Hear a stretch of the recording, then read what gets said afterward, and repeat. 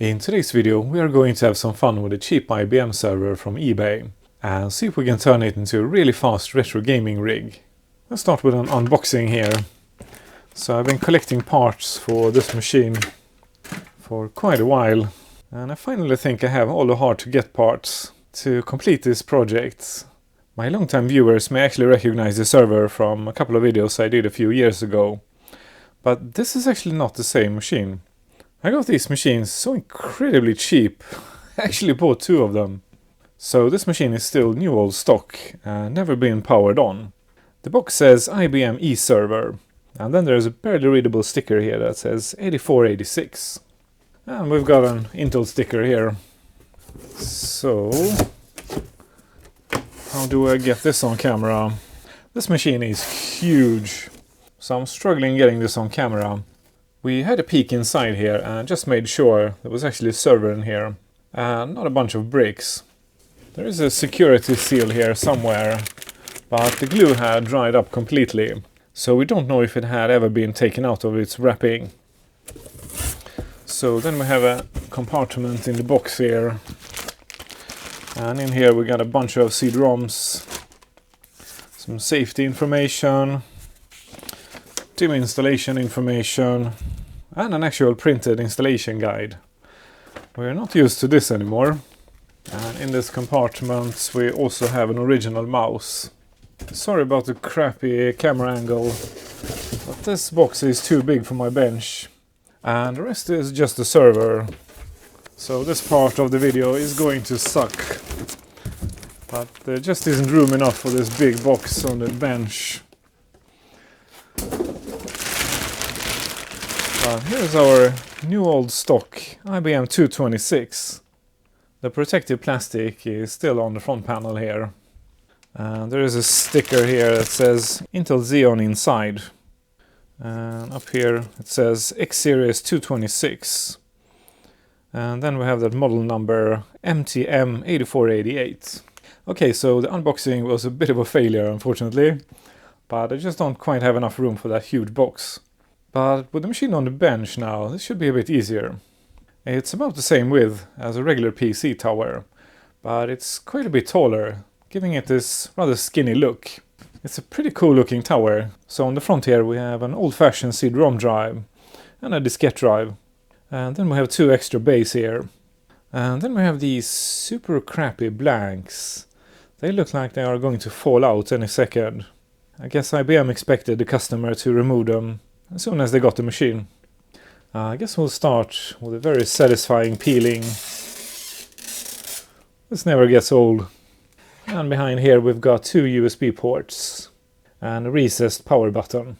If I remember correctly, we can pull on this tab here. That gives us access to remove these crappy blanks. And these bays are designed for hot swappable SCSI drives. At the back of the machine we've got two PS2 connectors, serial VGA parallel, two USB ports. I think these are USB 2. We've got network and a second COM port. And then we've got some nice and shiny keys here. The security seal on the power supply has not been peeled off yet, so this machine has never been powered on. I guess we should peel it off. And as intended, it is falling apart, so you can't put it back on again. It also has some grommets here for cable management. And a sticker down here telling us it's too heavy for one person to lift. So you need to be two people to lift this machine. I'm not sure I agree, but it is incredibly heavy. And there are no additional cards in this machine. Unfortunately, we can't just turn this machine on. Let me show you why. So if we remove this huge side panel and then remove this thingy here, let's get a little bit further in. Now check this out. This machine has never been powered on, and yet the cap juice is coming out of the caps. And here's another one, and two more down here. Unbelievable. Machine that has never been turned on, and yet the caps are leaking. The chassis is stamped down here, Foxconn 2006. So then we know the age of this machine too. So let's start disassembling stuff, see if we can fix those caps. Everything is absolutely nice and shiny, looking brand new of course. These machines are designed to be serviced in the field. So for instance, if we pull on a tab down here, we can flip the entire drive cage out. By pushing on a tab underneath here, we can remove the entire front panel. By the way, stuff marked in blue in an IBM indicates that the machine has to be powered down before you remove it. That could be useful to know. So to remove this fan assembly, we have to pull on this tab here, and then we need to push it upwards. Okay, that actually took some fiddling, and now we can reach this SCSI connector too. Okay, I disconnected all the cables on the motherboard, and if I'm not mistaken, I think we can remove the entire motherboard tray just by pushing on this tab here. Well, that was correct, but I had to lay the server down and use quite a lot of force. But now I think it's free to come out. It's so nice to work on new old stock stuff. Everything is so clean and shiny.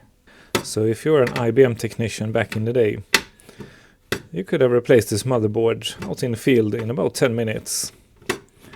That's not too bad.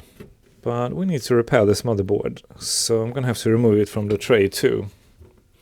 We'll talk some more about this motherboard in a minute. But first, let's remove it from the tray. Aside from the obvious screws, we'll also have some screws underneath the heatsink. So 4 screws on each heatsink is also holding the motherboard down to the tray. So now we can remove this whole assembly here. These screws are different from the other screws. I'm gonna have to keep track of these. Okay, and with those removed, I think the motherboard is free to come off the tray. And it is.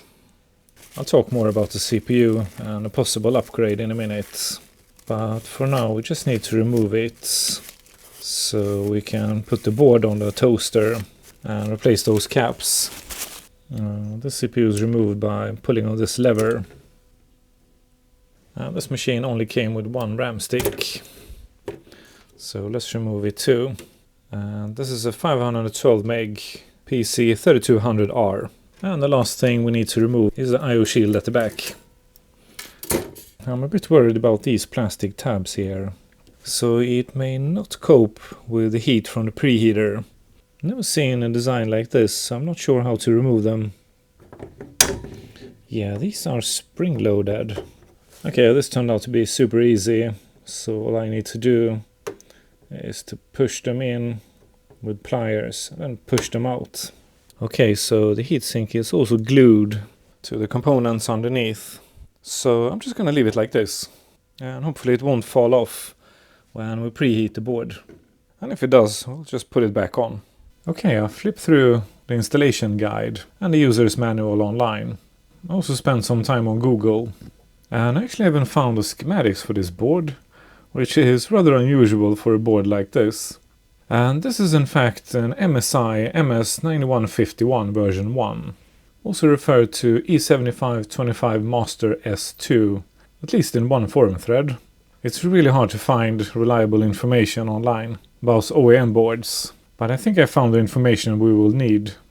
Okay, so first we have some DDR2 RAM slots up here. I can't say for sure exactly what RAM sticks it will take, but the ones supplied by IBM was up to 16 gigs of PC2 3200 ECC RAM. So those are the only sticks we know for sure will work in these slots. At the back of the board here, we've got an ATI Radeon 7000M chip with 16 megs of VRAM. Towards the front of the board we have an AMTECH RAID controller, but we're not going to use it because I think I have something much faster. The USB ports are indeed USB 2 at the back of the machine and on the front panel. And then we have one PCI-16X slot, 2 regular PCI slots, one 133 MHz pci-x slots, and 2 100 MHz pci-x slots. So somewhat weird board, but not too bad. I think we can make it useful. I'll talk about the CPU separately in a minute, but first I want to see if we can make this board up and running. So first I want to remove this heatsink. We'll replace the thermal paste later. I removed the clock battery and taped all the white plastics on the board to prevent discoloration. And then I marked all the bad caps on this side of the board. So most of the caps on this board are actually poly caps, and these are good, but these guys are definitely not. So if we move in close, you can see that nasty electrolyte coming out of the cap. I'm a bit surprised by this. I thought you needed to apply power to make the cap bulge like this and spill out the guts. But apparently this can also happen just in storage. And here's another one. It's clearly leaking and needs to be replaced. So I checked, and these are Nippon Chemicon KZG series. And they are super low ESR. Well, that's a big board. It actually wouldn't quite fit in my preheater. So at this end here, it's actually not installed in the PCB holder. But luckily, the CPU coolers from this board are the perfect size to put underneath the board. Now this is important because when the board gets hot, if it's hanging in the air, it will start to bend down at this end. But thanks to the coolers here, we should be okay. So let's turn the power on. Let's try with 130C. See if that's enough for the ground plane inside this board. When the board heats up, I'll add some fresh solder to all the pads. Okay, so these are 1000 micro 6.3 volts.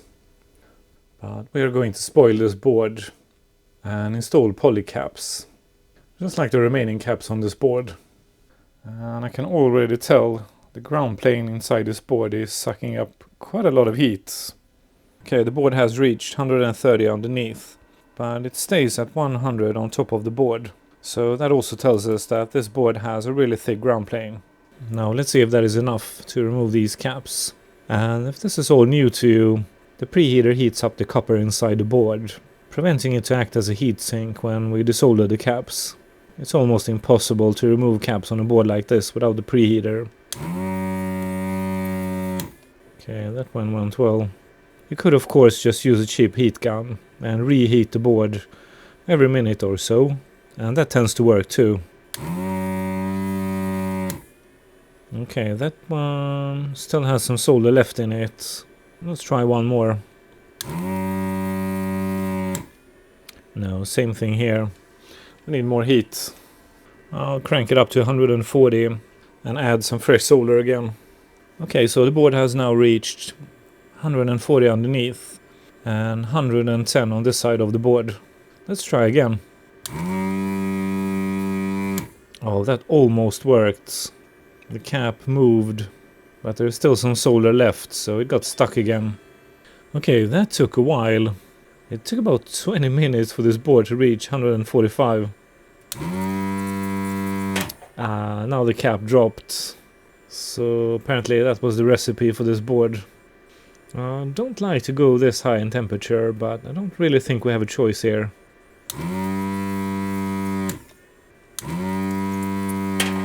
This one dropped too. By the way, I just got some stats from YouTube, and apparently we are very close to reaching 20k subs. So if you want to give me a Christmas present, hit that subscribe button. But not this one. Holy crap, what a stubborn board. Well, this is mostly working now, so I'll remove the caps I can at this temperature. And then I'll reflow and try again with the stubborn ones. Okay, this one dropped. But not this one. Holy crap. Okay, skipped ahead here. I had to reflow some of these through holes 4 times before I got that stubborn solder out. Okay, next I cleaned and inspected all the through holes.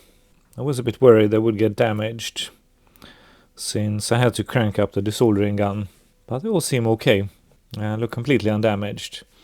I also made sure I got all the solder out from the through holes.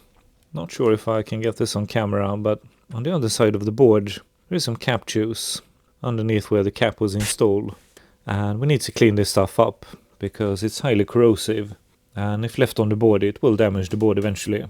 I'm just going to use some IPA and a Q-tip, and with the board cleaned up we can install our fancy poly caps, and these guys are Chemet brand. Same value as the original caps, of course. I left the board on the preheater because with that much copper inside we are going to need some extra heat to solder the new caps too.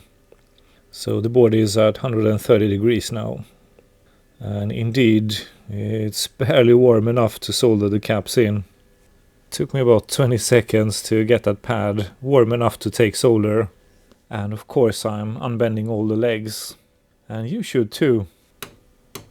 One thing worth paying attention to when recapping a fairly modern board like this is that some of the caps can have vias extremely close to the pads.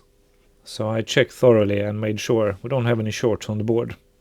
Two of the locking tabs for the RAM actually turn slightly yellow despite the tape. So if we hadn't taped them, they would probably have turned completely mustard yellow. But all the remaining white plastics are still white. I installed a new coin cell and replaced the two locking tabs. This VRM, by the way, is for the main CPU. So we're gonna get back to this in a minute. I'm not sure if I mentioned it earlier, so I'll mention it now. This board has a built-in floppy controller, an ID controller, and two SATA ports. And two connectors in the corner here for the SCSI controller. I've been experimenting with thermal paste lately. And this pattern actually gave me the best spread. Okay, motherboard reinstalled in the machine. Everything hooked up, and I think we are ready for the tests. Before we continue, I'd like to thank the sponsor of this video, PCB. We have built tons of great projects on this channel with their awesome PCBs and printed parts. And if that wasn't enough, they also do CNC machining and PCB assembly. Right now they are running a big Christmas sale with up to 50% off. Or how about a free upgrade to purple, pink or matte black solder mask? Check out PCBWay.com for more information and get your free Christmas coupons today. Thank you PCBWay for supporting this channel. So let's plug that cable in. And the fans gave me a roar. And now the fans spun up quite a bit faster. And we've got the IBM logo on the screen. Okay, so it is posting and counting up the RAM. Fans are unfortunately spinning at full speed, but they are probably gonna slow down in a bit. And it starts the SCSI controller. And checking for SCSI drives. Obviously finding nothing since we don't have any drives. And then we have a long list of errors. That was too quick for me to read. Now the machine just loops. Okay, so the machine is posting. We're doing pretty well. So let's turn it off. When I bought this machine years ago, I also bought a complete set of drive cradles. I don't plan to run this server with SCSI drives now, but knowing myself too well, I will probably turn it into a period correct machine in the future. And when I do, these drive cradles are probably going to be difficult to find. The first thing I want to do with this server is to just run some benchmarks, so we have something to compare with later. So with the drive installed in the drive cradle, you can push it in and lock it down. This machine, by the way, has 5 hot swappable drive bays. And these blanks are so incredibly crappy. Although they have never been used, they're just falling apart. And they fit really poorly in this machine. So whoever designed them was in a hurry. So instead of using those blanks, I'm just going to keep my spare drive cradles in this machine. Yeah, that definitely looks much better than these crappy blanks. I guess IBM just expected you to throw these away as soon as you got the server. And instead install proper drives. So the funny thing about this project is at this point I actually don't know what period we're gonna go for. It all depends on what OS will support all the weird and wonderful hardware we are going to install in this machine. So for this first test I'm gonna try to run Windows XP just so we can run some benchmarks for comparison. Okay, so something flashed by here and I think it recognized the hard drive. And then it looped. Invalid boot record on hard disk. That is expected. I have no idea what's on that hard drive. But it's not likely to be a working OS. So let's jump into setup with F1. And sure enough, it has recognized the Fujitsu drive in slot 5. Okay, so we have half a gig of RAM, CD-ROM drive, but it actually doesn't see the hard drive in here. And the BIOS version in this machine is 1.63. But thanks to one of my viewers, we have a copy of 1.75. So we'll flash it later. And the only interesting thing here is that the SCSI controller is enabled. So I'll just quickly set time and date. And it's almost Christmas. So I guess it's time to bring out the Grinch, the IBM 5162. And apparently the boot menu is at F12. And in here we can also see that all the voltages look good. And the machine is running nice and cool. Okay, that's all I want to check in here. So let's reboot. Well, I guess we might as well flash that BIOS right away. I think we had some issues with the USB with the 226 we did a few years ago, but that could have been caused by those bad caps. Well, let's flash the BIOS anyways. I don't think this board is on the retro web, so I'll take some high-res pictures and send them in together with this BIOS. Remove disk or other media. Okay, so it doesn't want to boot from the diskette. Let's try the copy I have on a CD-ROM and see if it's bootable. Okay, I jumped into the boot menu with F12, and in here we can choose the CD-ROM drive. Preparing to load BIOS something. Okay, so that CD-ROM was bootable. Backup current BIOS. That is probably a good idea. Well, I guess we might as well make the backup to the floppy. Flash memory has been written to file. Pressing the key. Okay, so now we have a copy, just in case we mess this up. And now we can update the BIOS. Here goes. And it's flashing the BIOS. And this, by the way, was the last version of the BIOS for this machine. Flash memory has been successfully programmed. Press any key to restart. Well, I checked in the manual, and in the pictures they had installed the drive in drive bay 0. So let's move it down here, just in case it matters. Okay, I got a bit of a surprise here. I was expecting I would have to configure the RAID controller, but apparently not. So now I'm running a quick test, just formatting that drive, and it seems to be working. I'm obviously not going to run DOS on this machine, this is just a quick test. But we seem to have access to that SCSI drive at ID 0. So that means we are ready for Windows installation. And sure enough, the machine boots to DOS now. So no configuration needed for the hard drive controller. That was a nice surprise. Now let's try to boot from that CD-ROM drive and see if we can install Windows. Okay, and we're in the boot menu. So let's choose CD-ROM drive. No, it just skipped it. It's now in DOS on the C drive. Okay. Well, this BIOS is a bit weird. And in here I can only choose between the SCSI controller or an optional controller in one of the slots. But I can't choose the CD-ROM drive, so that's really weird. Okay, so it flashed by too quickly for me to read, but I got an ID CD-ROM drive error.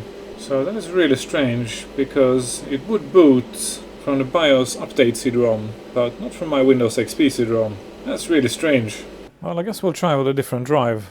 I have used that CD to install XP on many machines, so it should be okay. Press any key to boot from CD-ROM. Okay, now it's working, so that was super weird. Why did it boot from the BIOS update CD, but not the Windows XP CD? That was super weird. Okay, so I guess you have seen a Windows XP installation before, so I'll skip ahead here. Okay, well that went really smooth. Too smooth as it turned out. So there were two drivers missing in the device manager. So I ran an included CD-ROM called Server Guide. And it seems to have the missing drivers, but unfortunately I'm expected to run this CD first, before I install the OS. Because this software also clears the hard disk drives, creates and formats a new partition, and only then installs the device drivers. So if I continue with this software here, I'm gonna have to redo the entire installation. And that's what we'll do later. But for now, I just want to run some benchmarks. And by the way, the drivers on that CD were in a mess of different folders, so I wasn't able to install it manually, just by pointing the device manager to the correct driver. So I'm going to exit, we'll try this later. And here are the two missing drivers. The third one here is just a keyboard, so we can ignore it. So look through the list here, but it's not obvious to me what these two devices are. But I think we can ignore them for now. and run some benchmarks. And I'm gonna run 3D Mark 06. That should be reasonably period correct. And it crashed. So now we're running 3D Mark 03 instead. And it's lagging like crazy. But I wasn't expecting much. And we are of course going to improve this in a minute. But for a comparison later, let's finish these benchmarks. And we got 18. That is pretty lousy. Okay, let's see if we can improve this. Let's start with the RAM here. And it's an IBM branded 0.5 gig PC2 3200R. I looked through my stash and found a stack of these. So these are HB branded 1 gig modules, PC2 3200R. So let's install a bunch of these. The RAM has to be installed in pairs in this machine, so we can't use this guy. But I have 4 of these instead. Now we're getting a bunch of beeps on posts, probably because of the added RAM. And it's counting up to 4 gigs. That's perfect. Memory configuration changed. This machine can take as much as 16, so I have actually ordered some more. But 4 gigs is probably enough for whatever OS we're going to end up with. So I'll save and exit. Okay, next up we have the CPU. I don't have a compatibility list for that motherboard, but I have a list of CPUs that were available for the server from IBM. And this machine came with this guy here. 3 GHz, 2 MB level 2 cache. And the fastest option that was available was a 3.4 GHz. So if we jump over to Wikipedia, here's our CPU. But if we look further down, these guys go up to 3.8. So I ordered a set of these, and I installed one of them on the motherboard and left the second socket empty for now. Here goes. The fans and the hard drive spun up. Oh, it's posting. Awesome. Intel Xeon 3.8 GHz. Now that is a significant improvement for sure. That's about 20% more CPU power. I was a bit worried it wasn't compatible since it wasn't listed on IBM's webpage. But apparently, unofficially, it is supported by these machines. And next up we have the most difficult part to find for this project. The VRM for the second CPU. This guy here was incredibly hard to find for a reasonable price. So I sort of binned this project for a year because I didn't have this VRM. But now I finally have it, and that's why this machine is on the bench now. So underneath this large heatsink here, we have the VRM for the first CPU. But to install the second CPU, we need to install this guy here and this weird slot here. Very annoying thing when you have to look for it. But this was not uncommon for a period. I don't know if modern servers have optional VRMs, but my M4 came with both VRMs installed on the motherboard. And with that second VRM installed, we can now finally install the second CPU in this machine. I also had to get a second heatsink. Luckily I found one on eBay. Not as cheap as I would have liked, but it's just gonna have to be worth it. Here goes. The fans roared, and it posts. Awesome! So now we have 2 CPUs. Xeon 3.8 GHz. Awesome! So performance-wise, this is sort of like a dual Pentium 4. As fast as they went, which was 3.82. But Pentium 4 never had support for dual CPUs. So this is as close as we can get to a high-end dual Pentium 4 machine. Okay, this is going really well, so let's continue with an unboxing. And this is the card that I think will decide what OS we're going to run on this machine. Because this server only has one PCI Express slot, and we obviously need it for the graphics card. But we also have the weird and wonderful 133 MHz pci-x slot. And this card here obviously is a SAS HBA. So let's get inside and see what we got in the box. As you can imagine, I didn't have much to choose from. But incredibly enough, as you can see, I found a new old stock card, still in its original box. Okay, so we've got some documentation. We've got some drivers. The card. Oh no, no cables. Oh crap. It was listed as cables included. Oh crap, in that case we won't be able to install it today. Well, that sucks, but I guess we could take a look at the card anyways. So to connect this card, we need special cables that connect to these connectors and SAS drives. Wow, that was incredibly annoying. I was really hoping we would get a really fast SAS drive installed today too. But apparently I'm gonna have to make a part 2. Now let's move on and test that PCI Express slot.